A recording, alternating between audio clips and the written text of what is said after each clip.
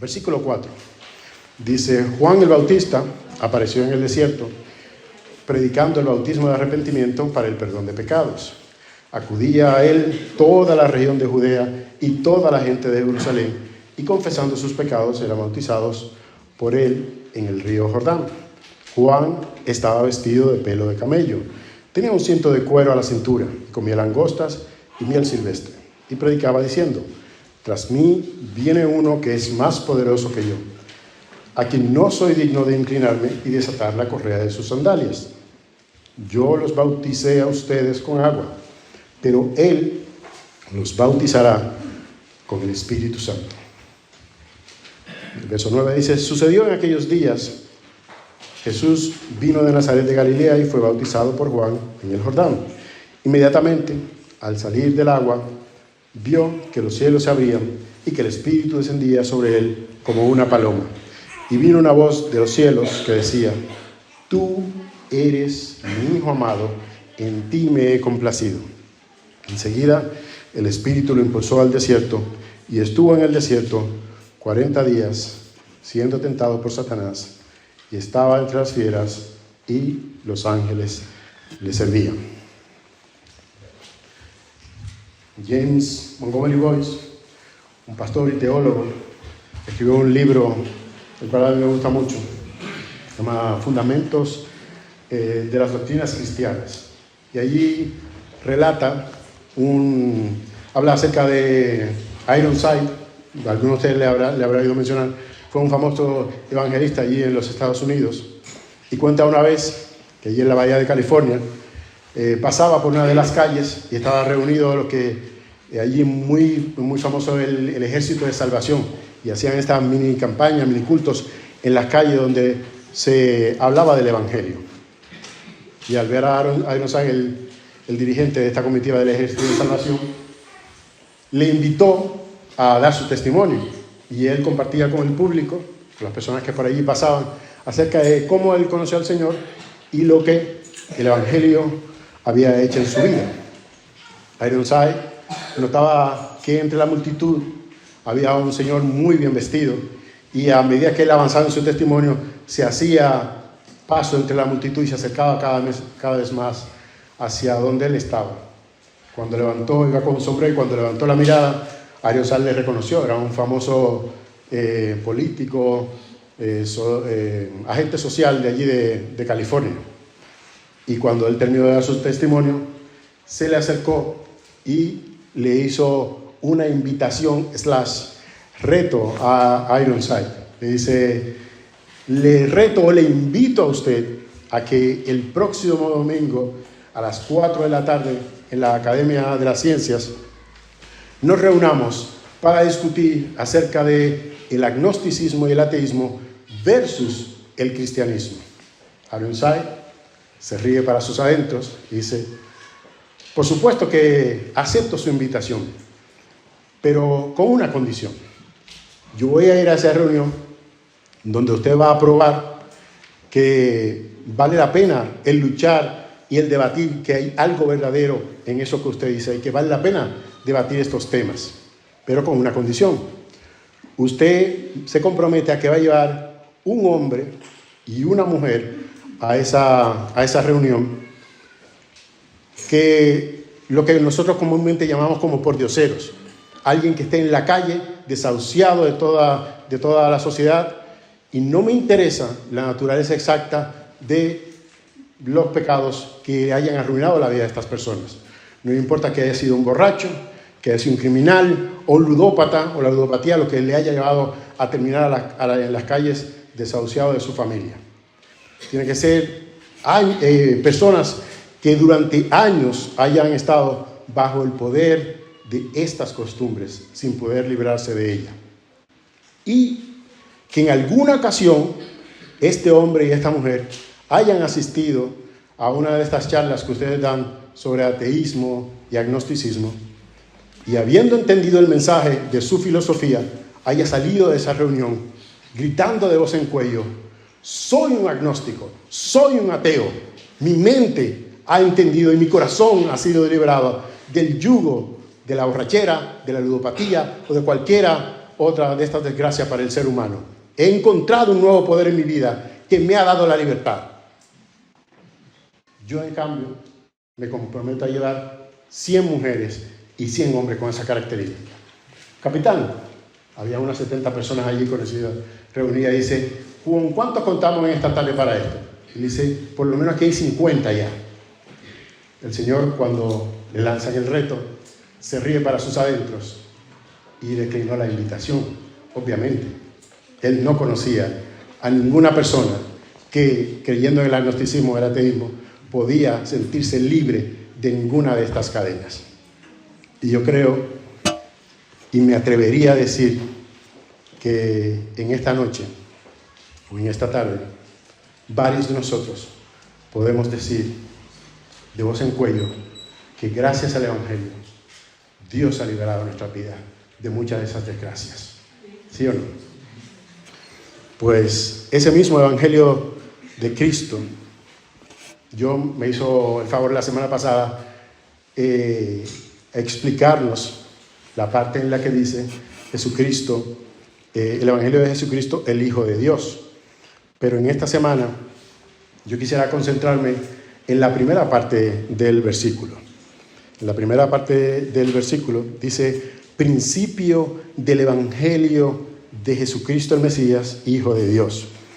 Es importante el definir las palabras en la Biblia, porque uno la lee como muy rápido y pasa desapercibido la profundidad de la idea que hay allí. Me gusta siempre definir las ideas. Y el Evangelio, a mí me resulta curioso que cuando yo le pregunto a un cristiano, ¿qué es el Evangelio? ¿Cómo definirías tú el Evangelio? La mayoría de las veces lo que consigo es un titubeo o la persona termina expresando la aplicación del Evangelio a su vida, el resultado del Evangelio en la vida de esa persona. Y tienden a confundir lo que es el Evangelio con lo que hace el Evangelio, ¿no? Pero esto es importante porque el Evangelio es la verdad de Dios sobre un cierto conjunto de hechos históricos, que Cristo murió por nuestros pecados, Cristo fue sepultado y resucitó de entre los muertos. Entonces tenemos el Evangelio de Jesucristo, que es poder de salvación. Si tomamos aparte de Jesús estos hechos históricos y nos quedamos con los milagros que cuentan los evangelios, ¿con qué nos quedamos? Con un grupo de historias que podrían ser almacenadas tranquilamente en cualquier biblioteca junto a Romeo y Julieta, ¿no? O incluso a las aventuras de Don Quijote, y estarían compitiendo allí con obras maravillosas. Pero el Evangelio es más que eso, porque el mismo Pablo lo define con estas palabras: el poder de salvación aplicado a nuestras vidas. Entonces podemos con el Evangelio ir al hombre cansado, con un corazón abatido, a una persona doliente que ha perdido a un ser querido, que ha muerto en el Evangelio, y podemos decirle, hay esperanza, le vas a ver de nuevo. Podemos ir con una palabra de consuelo a esa persona, porque ya, gracias al Evangelio, Jesucristo ha superado a la muerte, y la muerte no es el punto final para nosotros, ¿no? Por eso es que Marcos nos dice que lo que viene a continuación en el relato de su Evangelio es el relato de cómo empieza Jesucristo su camino hacia su muerte, hacia su sepultura y hacia su resurrección. Luego dice, como está escrito en el profeta Isaías, he aquí yo envío mi mensajero delante de ti, el cual prepara tu camino, voz del que clama en el desierto. Preparen el camino del Señor, hagan derechas sus sendas. Marcos aquí empieza la historia de Jesús desde muy atrás. No empezó ni siquiera con el nacimiento de Jesús, ni siquiera con la predicación de Juan el Bautista allí en el desierto. Empezó atrás en el Antiguo Testamento con los sueños y revelaciones de los profetas, es decir, en la misma mente de Dios. La cita profética de Marcos es una combinación de dos textos bíblicos, Malaquías 3 e Isaías 40. Pero él lo hace a modo de paráfrasis porque él dice aquí, yo envío a mi mensajero por delante de ti, pero Malaquías dice, es delante de mí. Es tomada de Malaquías 3:1. Allí en Malaquías, en su contexto original, esta cita es una amenaza al pueblo de Israel. En los tiempos de Malaquías, los sacerdotes estaban incumpliendo sus deberes. Las personas llevaban ofrendas de animales defectuosos y tarados. El culto del templo les resultaba al pueblo de Israel fastidioso. Los judíos no entendían el significado de los sacrificios de animales y del culto en el templo de Jerusalén. ¿Hacia quién apuntaban estos símbolos? Habían sido rescatados en su historia reciente del imperio medo-persa. Recientemente, Dios, con su poder, sin derramar una sola gota de sangre, les había quitado el yugo medo-persa y les había devuelto a su tierra, donde habían llegado allí. Dios les había traído para que ellos pudieran gozar de una relación con su Dios. Pero ellos habían dejado su corazón en esclavitud, a pesar de la libertad física. Habían llegado a ser esclavos de los persas, arrastrados y sacados de su tierra, porque su corazón estaba en franca rebeldía contra Dios y su carácter. Dios les devuelve y ellos vuelven otra vez a las mismas prácticas. Es en este contexto en el que Malaquías escribe estos versos. Pero esta persona, como decía, tenía un corazón esclavo, aunque eran libres físicamente, y necesitaban exactamente eso, alguien que les diera un corazón nuevo, un corazón que ame a Dios y que se goce en obedecerlo, que le ame y que se goce en obedecer a Dios. Eso es lo que Dios estaba buscando en ello, y eso precisamente venía a ser Jesús a través de su evangelio. El mensajero iba a venir para preparar los corazones de los judíos. Esta figura de mensajero o heraldo, como dicen algunas versiones, sirve para ilustrar algo, una realidad que los lectores del Evangelio de Marcos podían entender muy bien, ya que era común allí en el Oriente Medio, el que las pocas carreteras que se construían, la mayoría de los caminos eran intransitables, y las pocas carreteras que se construían estaban en un estado deplorable, no había ningún tipo de mantenimiento. Y por eso cuando había un soberano que iba a visitar un determinado lugar, se enviaba a este heraldo, este mensajero, para allanar el camino para que el rey pudiera llegar a su destino. Y en lo espiritual, esa misma era la misión de Juan el Bautista. Dice el versículo 5, acudía a él toda la región de Judea y toda la gente de Jerusalén, y confesando sus pecados eran bautizados por él en el río Jordán. Juan estaba vestido de pelo de camello, tenía un cinto de cuero a la cintura y comía langostas y miel silvestre. Juan vino anunciando un bautismo de arrepentimiento, y los judíos estaban familiarizados con los lavatorios rituales del cuerpo.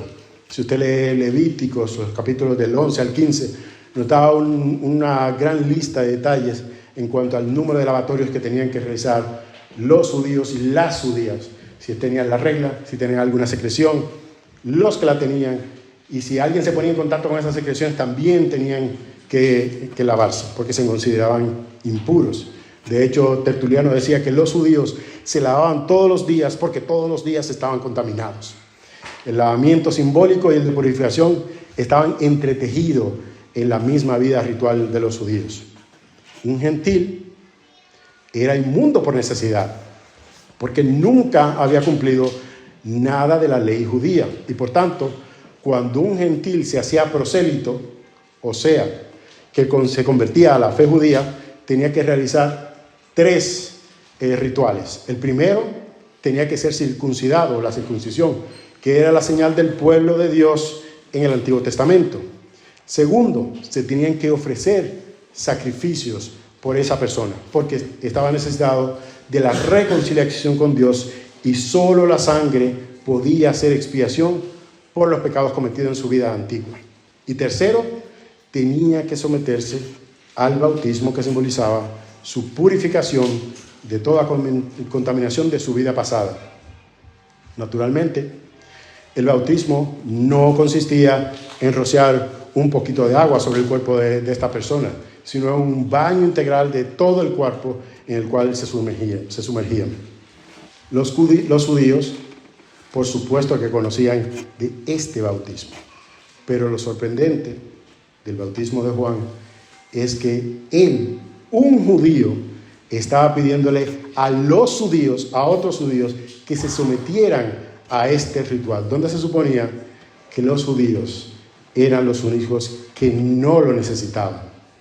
Juan había hecho el tremendo descubrimiento de que no era judío, no era ser judío en el sentido racial, lo que le hacía miembro del pueblo escogido de Dios. Un judío podía encontrarse exactamente en la misma posición que un gentil, ya que no era la vida ritual judía, sino una vida limpia por la fe en el Hijo de Dios, la que te daba acceso a ser llamado Hijo de Dios, como el primero de los judíos lo fue antes que cualquiera de ellos, antes que cualquier ritual de circuncisión o cualquier otra cosa o ley.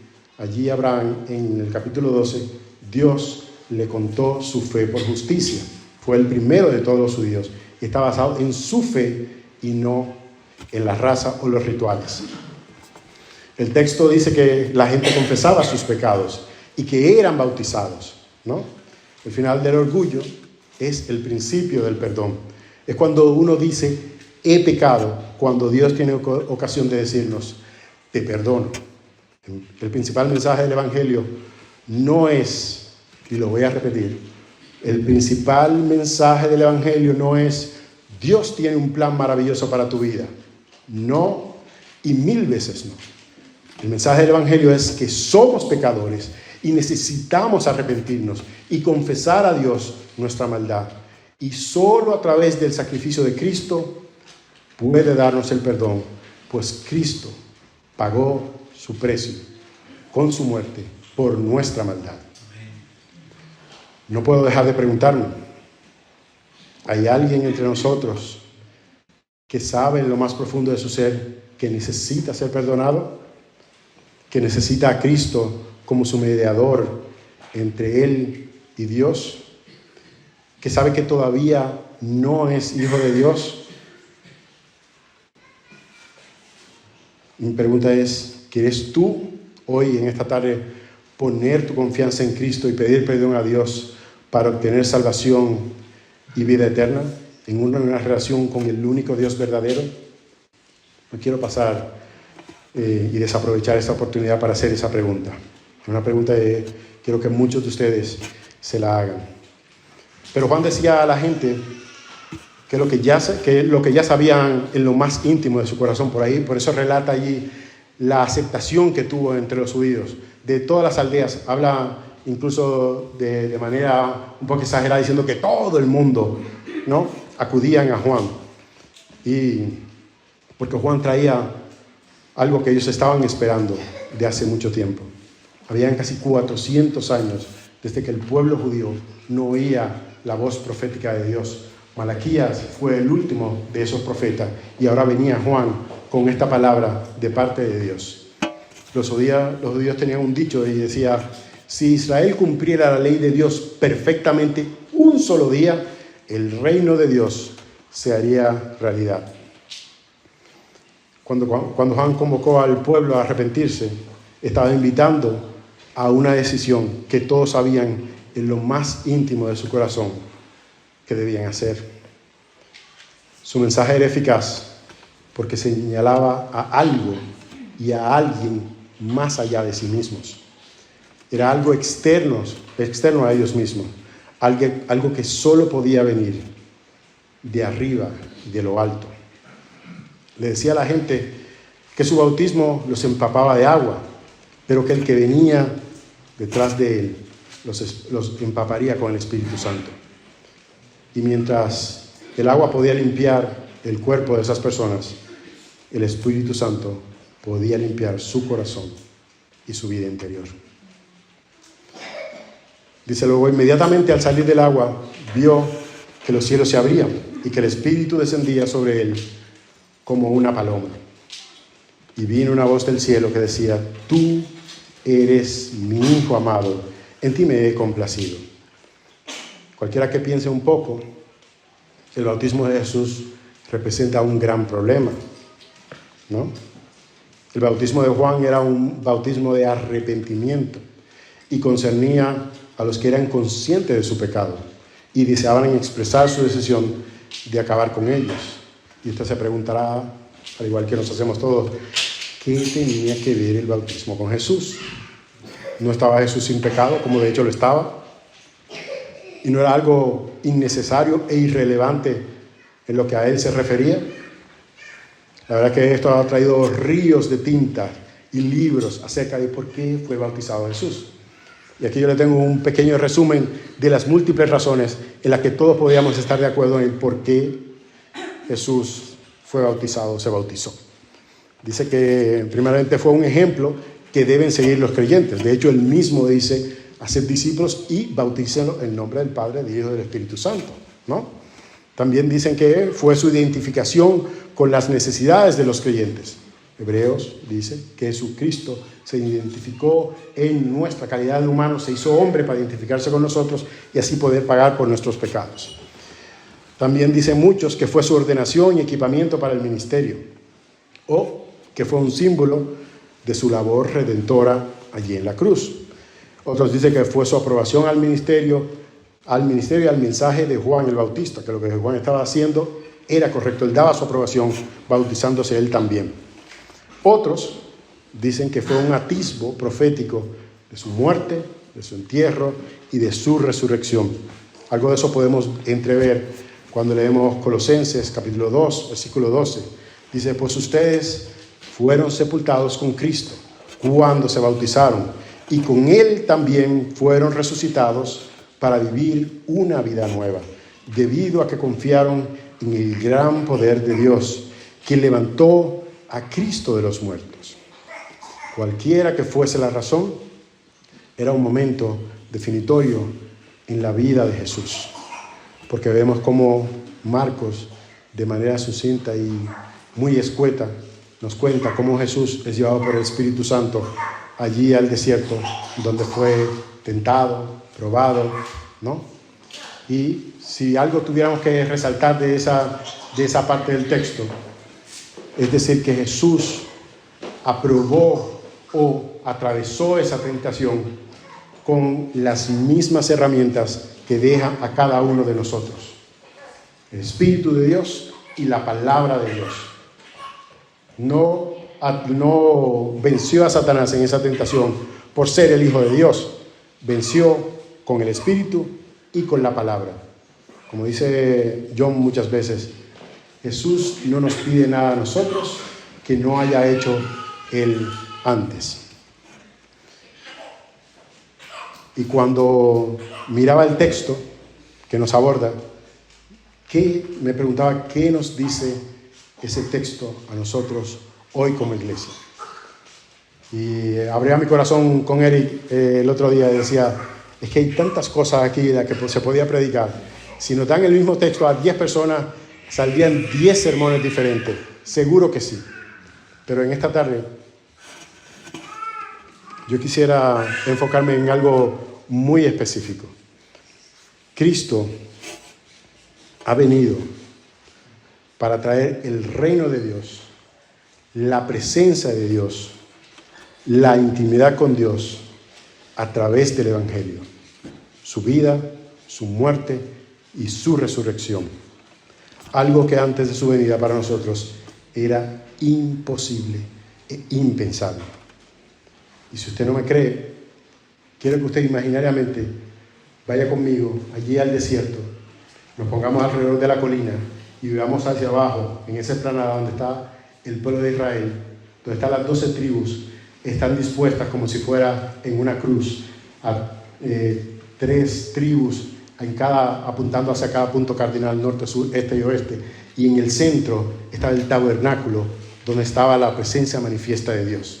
Y nosotros como no judíos vamos a intentar bajar la colina, llegar al llano, vamos a pasar entre las diferentes tiendas de campaña que habían de las diferentes tribus, y inmediatamente llegamos a la explanada central. Una pared de hombres se pondrá delante de nosotros y nos impedirá seguir hasta el tabernáculo, porque nosotros no somos judíos. Pero usted dirá, ¿y qué pasa en el tiempo de los apóstoles? Muy bien, vamos a intentarlo. Vamos al templo de Jerusalén. Allí entramos por una de las puertas, y hay un espacio para los prosélitos. En este caso nosotros, ¿no? Hemos creído en una fe judía. Pero ¿qué pasa? Que si intentamos ir más allá de ese patio de prosélitos, hay una pared que nos impide avanzar. Supongamos que hay entre ustedes, mujeres, una mujer judía, puede pasar al próximo patio. Allí había un patio para mujeres, pero inmediatamente se va a encontrar con otra pared. Vamos a suponer que entre ustedes también hay un judío y puede atravesar hasta el patio de los judíos. Pero si usted no es levita, usted no puede seguir más allá. Hay un patio para los levitas. Pero vamos a suponer que usted quiere ir un poco más allá, hasta el lugar santo. Pero si usted no le toca servir en esa semana, usted no puede entrar al lugar santo. Vamos a suponer que usted sí es un levita y sí le toca servir esa semana y puede llegar hasta el lugar santo, pero no puede llegar hasta el lugar santísimo, allí donde está la presencia manifiesta de Dios. Usted necesitaría ser el sumo sacerdote.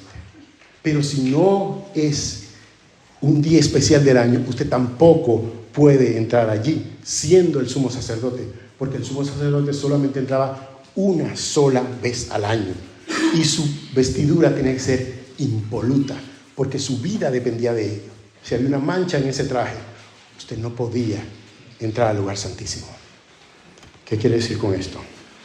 Hoy, nosotros como cristianos, damos por sentado entrar a la presencia de Dios sin tener en cuenta todas las barreras que Cristo ha derribado por nosotros, para que hoy podamos tener entrada a ese lugar santísimo, a la presencia del Dios vivo y verdadero, eterno, infinito, inmutable, ese Dios que solo una persona podía acceder a su presencia, en representación de muchos.